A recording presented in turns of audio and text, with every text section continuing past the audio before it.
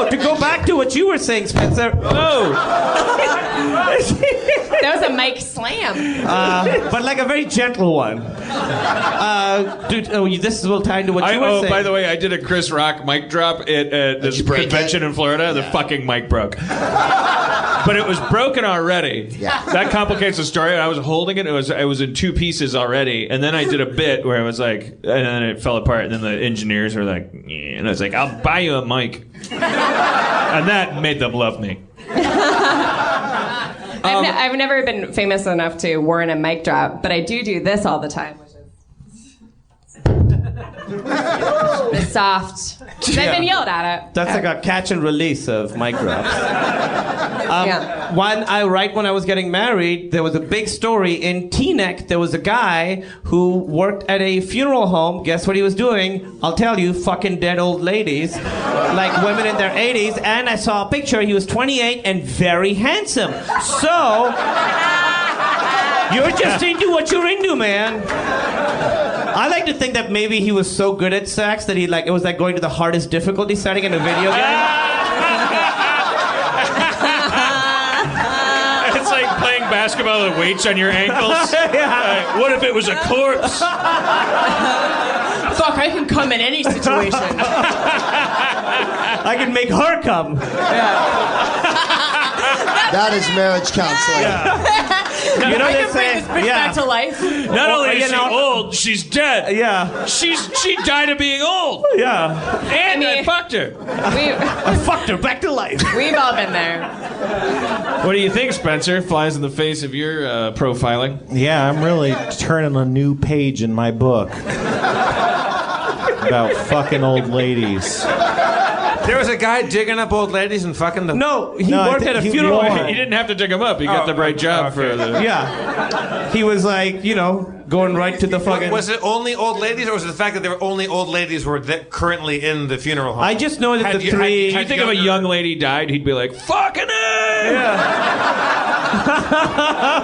It's Christmas. If you're that pervy, I think anything at that point. Carl's Jr. That's so awful. They were both in their 80s, the women they obviously didn't say the names of the ladies, but the family probably read it like, wait, that's how old Nana was. That's the funeral home we used. Survived by two cousins in Secaucus. How did he get? I mean, did someone walk in on him? How did he get caught? Yeah, that's my question. I think how do you get caught when you work at a funeral parlor and you just like to fuck dead people? That seems like the perfect little biosphere. Yeah, then you just embalm them, and that's like all the evidence is sealed up in there. Yeah. I don't. Wait, in your head, in my head, he was pulling out for some reason. Just like we can't picture Spencer without a beard, you're just like, well, that's how sex ends. Yeah. Oh my God. Someone did. I feel so bad about Rue McClanahan now. She was so cute. Oh God, I was going to say something horrible. You've already said a bunch of horrible shit. There's no. I mean, really... how do you quantify that crime? Like, Dan, if I died and you found out, because obviously the embalmers would rape me. She's so proud of herself. No, I'm not. No, I am not. But would you? Because my body is dead. What do you want to do to that? What do you do? What do you mean? What is my question? Someone said. If you found out... Are you asking him to fuck you when you're dead? It really felt like that's where this was going. I mean, I'm thinking about... If you really love her, you'll fuck her when you're dead. I'm imagining finding out that, my aunt was raped after she was dead. Okay. I don't know how to place those feelings, or what are those feelings, because she's not there. It's disrespectful. What is the punishment for that crime? He dies and then he's raped, but he never feels it. I mean, what is the... Wait, are you on the side of the guy who's doing... No, she's just asking, how do you... No, I'm like, what is the... Are you saying it's just at that point... Are you asking if Dan would become Batman and avenge you some way? No, I think she's asking, is there really a crime? Because it's just like a piece of furniture now, so... No, I'm not saying it's irrelevant. I mean, I'm asking a inappropriate show If you question. can fuck a because it's couch, just you open. could fuck a dead What I'm lady. saying is, like, I don't even know. I mean, what do you even? You're saying it's a victimless crime. No, not even. Well, it kind of is. I mean, it technically is. Yeah. It depends on your religion if it's a victim, how victimless it is. Wait, how's that? I wonder figure? if there's another topic besides necrophilia that we. I can't believe we got to 105 episodes without talking about necrophilia. Well, what's funny is I was gonna say not qualified non-consensual necrophilia, but I guess all of it is. Well, you might have like a Necrophilia by special experience. clause in your will. I think the victims are the families when they read in the paper that a guy got caught fucking old ladies. Of the Well, yeah. No, I know, but then, like, what is the? There should be a punishment, but I mean, what is Yeah, the he's in- punishment? he's Is there a vandalism. word for it? I think he's in jail. Okay. what category do you put it in, though? Because I think what you do is if a guy gets caught, let's say, fucking women in the funeral home, what you do is you kill his grandma and you fuck her right in front of him. That's the answer I was looking for. I mean, that I don't starts the think brainstorming I session. don't really think anyway. that's right, but I'm just spitballing here, you guys. No wrong answers. Let the punishment fit the crime, is what I'm saying. Well, this is funny. Oh God, this is not funny. What I'm gonna say is not funny. Have more vodka. But there was a serial killer in Pakistan who was going around killing, like, this is a bummer of a story. He was killing little, like, poor kids and dissolving them in acid. This is what he was doing. I'm definitely going to listen to this podcast episode. This is one of the ones that makes the I cut. was gonna say, finally we make the I'm cut. gonna listen to this one. And Sorry, he continue. went to the cops and he was like, listen, I've killed like 60 some kids. I want to get to 100. Stop me. And the cops literally like laughed and kicked him out. Then he finally got to 100. He was like, I actually did do it. I did it. I killed 100. I told you I was going to, and then I did. And the official punishment, because he dissolved 100 kids in acid, was this was what the court said.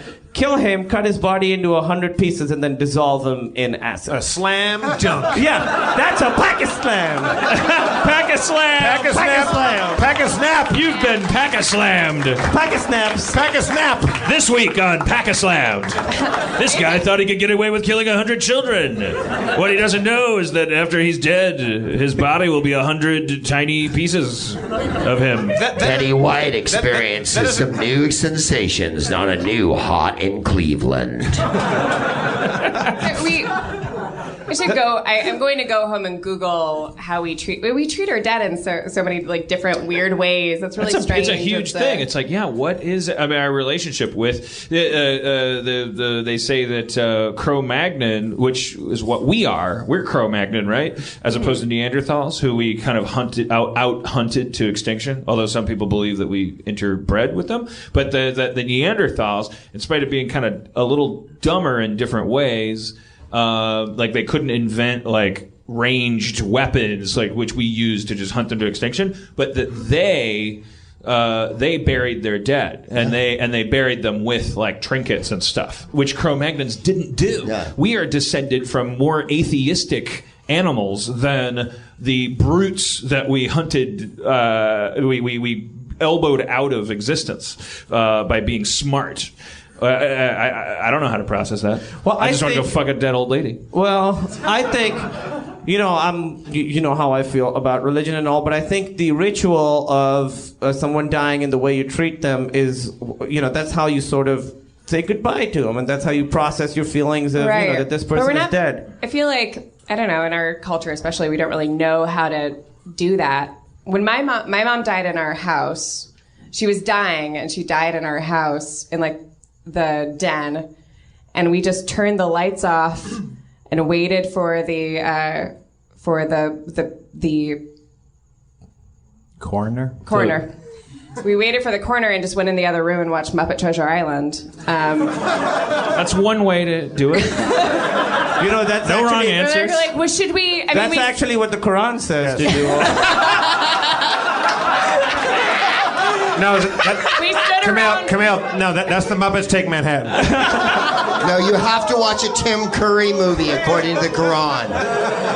It has to be the worst witch, or it has to be Yeah. Muppets Treasure Island. We stood around her for a while, and Or then we're Clue. like, oh, I don't know what else to do. And then we She just died in the turned den. off. In the den. She died in the den. And you guys went. It's like, how long has it been since you guys seen Muppet Treasure Island? And so there's a corpse in the other room. It's Yes. a mom. It It's was not a corpse. Well, that used to be. I mean, that's another thing. Like our relationship with death has changed. Like it changed in modern society. I mean, it wasn't a cool night. It wasn't like, listen, tonight, bit of A, bit of B. But I mean, the reason they call when them. she died, we were all like, and now, and we all kind of like spread. How old were you? 17. And you sort of knew that this was going to happen. She was dying. It wasn't a sudden thing. Like she was in the hospital and Was she then on the came couch? home to. She had a bed set up in the den. Okay. It wasn't upstairs because she couldn't go up and down the stairs. She was dying of ovarian cancer. She died in the den. We all kind of knew the day it was happening. It happened. And then we were all like, and like we had this grieving period that was very intense. And then we were all like, and now, I mean, you have homework and it was it wasn't casual. Like I watched Muppet Treasure Island for a reason. Right, because you want to. I loved it and it was very comforting to me. Yeah, I mean, it's interesting, I guess, when that happens. Like, how do you process it and when you go back to like normal life? And there is something to be said for, I think part of the reason that there's so much ritual to it is that it gives you stuff to do after this horrible thing has happened. Now you have like preparations to make and you have to set up a funeral home and all that stuff. And I think felt very inappropriate when the doorbell rang and Tim Curry's singing Cabin Fever and I have to pause it. She's here. She's right. Oh my right over God! here. That's the amazing thing about death is that it intermingles with life. Like we do everything we can to not make it feel like that. But when you talk to people who have had real experiences with real encounters with death, of course, part of the story is going to be the seemingly profane, absurdly braided experience of, and then I ordered a pizza and then a friend came over and we played Yahtzee or whatever. I saw that. Remember the Penn Jillette had that show on Showtime? Bullshit. Yeah, they were talking about the funeral industry in one episode, and I was interested to learn from that show, if that show is credible, that the reason they're called funeral parlors is because what we now call living rooms, we specifically made a decision. Good Housekeeping magazine they cite as they made a sort of deliberate decision, the way Hearst newspapers decided to go after hemp. Like we made a decision to go after death, and that Good Housekeeping magazine suddenly announced at a certain point during a certain year, this is now called the living room because your house isn't for dead people. You don't want dead people in your house, because before that you had a parlor, and part of the parlor's function was that your relatives died and that's where they stayed, and everyone came over and paid their respects and took photos and hung out and took photographs with them and whatnot and played parlor games like charades. What about ice cream parlors? Great question. Are you Rain Man? Yeah, Kmart sucks. It's like a child walked into the room. What about ice cream parlors? We had funeral parlors. We have ice cream parlors. He's mad. Cream goes They to took the ice cream out of our living rooms. Yeah, when you got ice cream, you would sit in a room for 2 days and take pictures with it. I gotta go to somewhere else to eat my ice cream. It's bullshit. But yeah, I want to eat my ice cream in my living room with my dead Nana, and watch fucking Muppet Treasure Island like a fucking human being. It's strange that we do such unnatural things to. America has spearheaded the strange relationship with titties and dead people. Like titties and dead people. You go to Italy, you turn on the TV, and there would be one titty in a fucking commercial for yogurt. There'd just be a lady. That's a weird link. Like they have like a one titty rule in Europe, right? Like I'm turning to Greg because he's cosmopolitan. Breasts don't kill people in Europe. America's relationship with boobs boobs, with nudity, Right. Remember and Janet with death. Jackson had to apologize and whatnot. When I went to Paris, I went underground and they have those catacombs. And I was amazed. I was walking for what seemed like miles, just How was looking the at ice cream? skulls. They had dug the material to build the city out of these tunnels and then put their dead down there. And it was like, oh shit, there's nothing like this under New York. There's nothing like this under Texas. In Rome, there's nothing. We don't like death. We don't like boobs.